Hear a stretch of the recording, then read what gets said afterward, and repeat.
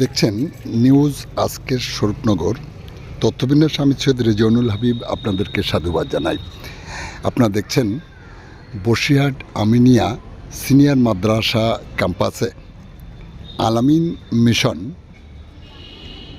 শিক্ষা প্রতিষ্ঠানে ইচ্ছুক পরীক্ষার্থীরা ভর্তি পরীক্ষায় অংশগ্রহণ করল। আজ পরীক্ষা যথা নিয়মে যথাসময়ে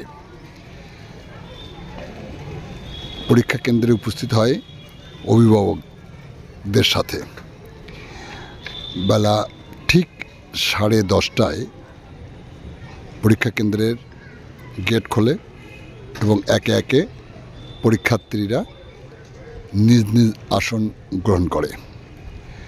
আপনারা দেখছেন সেই বিশেষ মুহূর্তের ধারণকৃত ভিডিও চিত্র আজকের স্বরূপনগরের অনলাইনে। আমাদের সাথে থাকুন, দেখতে থাকুন।